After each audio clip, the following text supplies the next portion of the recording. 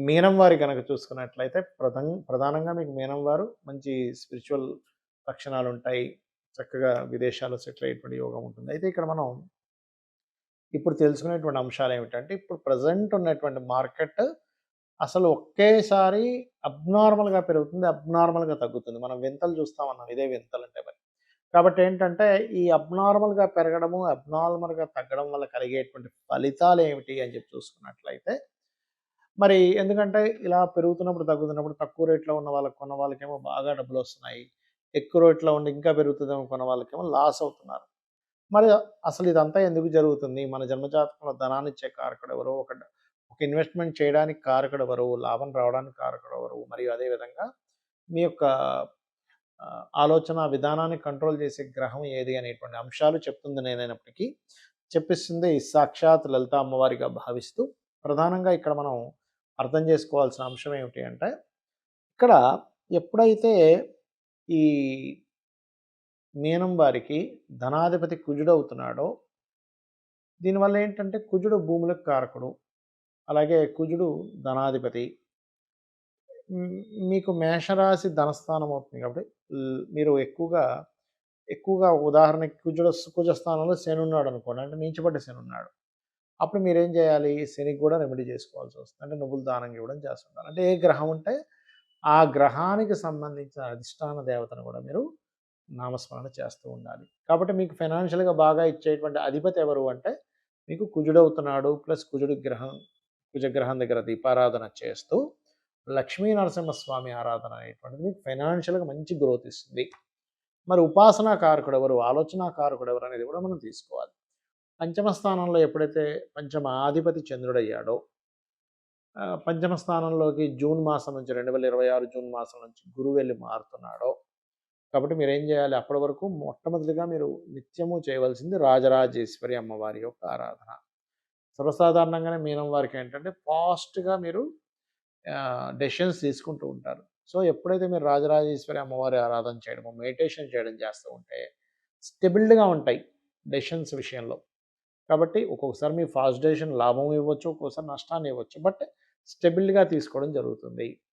కాబట్టి ఈ రాజరాజేశ్వరి అమ్మవారిని, ఈ రాజరాజేశ్వరి యొక్క మూలమంత్రాన్ని, అదేవిధంగా చంద్రుడి యొక్క ఆరాధన ఎంత చేస్తూ ఉంటే మీకు ఆలోచన విధానంలో ఎప్పుడు, ఎక్కడ ఇన్వెస్ట్‌మెంట్ చేయాలి, ఎలా ఇన్వెస్ట్‌మెంట్ చేయాలనేటువంటి అంశాలు వస్తూ ఉంటాయి. అయితే ఈ యొక్క అంశాలు చెప్తుంది నేనైనప్పటికీ, చెప్పిస్తుంది సాక్షాత్ లలిత అమ్మవారిగా భావిస్తూ, అయితే ఇక్కడ ఈ లాభాధిపతి, వ్యయాధిపతి ఒక్కరేనండి మీ లగ్నానికి.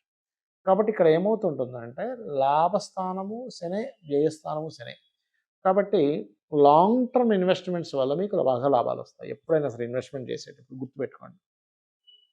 అయితే లాభ వ్యయాధిపతి ఇతనయ్యాడు కాబట్టి ఎక్కువగా మీరేం చేయాలి? ఆంజనేయ స్వామి ఆలయాలు, కాలభైరవుడు ఆలయాలు, కాళీ ఆలయాలకు వెళ్ళినప్పుడు మీరు సేవ చేయండి అక్కడ ఏదైనా. ఖచ్చితంగా 100% మీ యొక్క లైఫ్ అనేటువంటిది పెట్టిన ఇన్వెస్ట్‌మెంట్స్ వల్ల వైపు వెళ్తూ ఉంటుంది. అలాగే దీంతో పాటు లాంగ్ టర్మ్ ఇన్వెస్ట్‌మెంట్స్ ఎక్కువగా చేస్తూ ఉండండి. దాని ద్వారా కూడా మీకు మంచి లాభాలొస్తూ ఉంటాయి. వీలైతే మీకు దగ్గరలో శివాలయం గాని, ఆంజనేయ స్వామి ఆలయం గాని, ఏదైనా శక్తి ఆలయాల్లో నూనెని దానంగా ఇస్తూ ఉండండి. నువ్వుల నూనెని ఖచ్చితంగా మీకు ఫైనాన్షియల్‌గా ఇన్వెస్ట్‌మెంట్స్ పరంగా, ఏ పరంగా అయినా సరే బాగుండడం జరుగుతుంటుంది.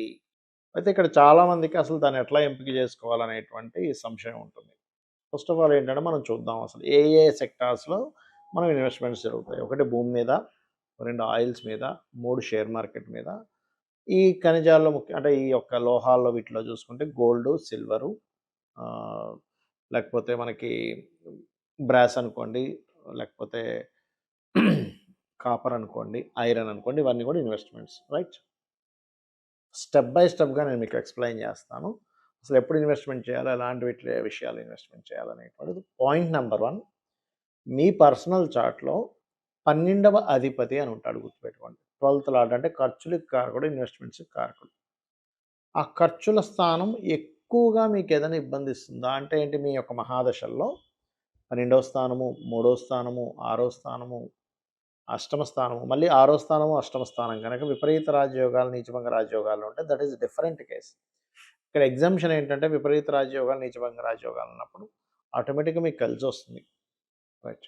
అవేవీ కాకుండా 12, 3, 6 ఇస్తున్నటువంటి మహాదశలు, అంతర్దశలు మీ జన్మజాతకంలో ఏదైనా నడుస్తున్నాయి అంటే ఆ టైంలో మీరు ఎట్టి పరిస్థితుల్లో ఇన్వెస్ట్మెంట్స్ చేయకూడదు. ఇది పాయింట్ నెంబర్ 1. మహాదశలు, అంతర్దశలు, ప్రతింతర్దశలు ఏదైనా కానీ. రెండో పాయింట్ ఏంటంటే, ఈ స్థానాల మీదకి ఏదైనా పాపగ్రహ సంచారం జరుగుతుందా? Is also most important. అంటే కేతువు గాని, శని గాని, నీచబడిన గ్రహం గాని అక్కడికొచ్చినప్పుడు మీరు చేసే ఇన్వెస్ట్‌మెంట్ డమ్మీ ఇన్వెస్ట్‌మెంట్ అయిపోతుంది.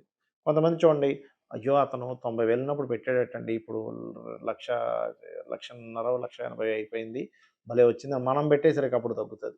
అంటే ఏంటి, మీ పర్సనల్ చార్ట్‌లో లాస్ అయ్యే సమయం రావడం వలన మీరు ఇన్వెస్ట్‌మెంట్ చేసిన సమయంలో ఇబ్బంది పడుతుంటారు. ఇది గుర్తుపెట్టుకోండి. ఇప్పుడు మనం వన్ బై వన్ వద్దాం.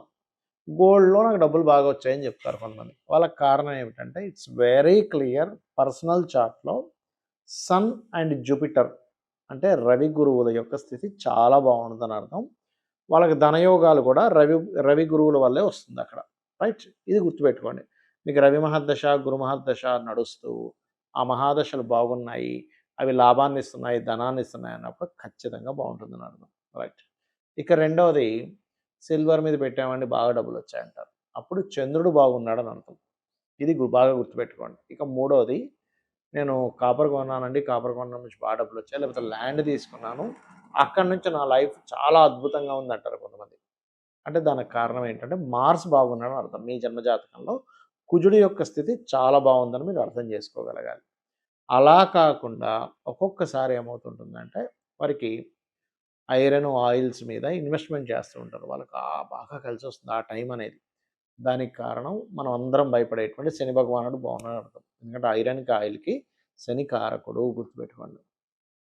ఇవన్నీ కాదండి, నేను షేర్ మార్కెట్‌లో డైలీ ట్రేడింగ్‌లో సంపాదిస్తున్నాను ఒక వ్యక్తి అంటే, 99 మంది నేను పోగొట్టుకున్నాం అంటారు. దానికి కారణం ఏమిటంటే 2, 5, 8, 11 కాంబినేషన్ ఉంటూ నీచభంగ రాజయోగము లేదా విపరీత రాజయోగం ఒకటి బాగా ఉందంటే వాళ్ళకి ఖచ్చితంగా షేర్ మార్కెట్‌లో పనికొస్తుంది. అది చాలా రేరెస్ట్ కాంబినేషన్ కాబట్టి మీరు మార్కెట్‌లో ఒక 5 మంది సంపాదించుకుంటే 95 మంది లాస్ అవుతుంటారు. దీనికి చాలా కారణాలున్నాయి. ఒకటి, అవేర్‌నెస్ సరిగ్గా లేకపోవడం. అంటే షేర్ మార్కెట్ ఏంటో తెలియకుండా ఇన్వెస్ట్‌మెంట్ చేయడము. అసలు వాళ్ళ జన్మజాతకంలో దీనివల్ల డబ్బులొస్తాయి రావో తెలుసుకోకుండా ఇన్వెస్ట్‌మెంట్ చేయడాలు.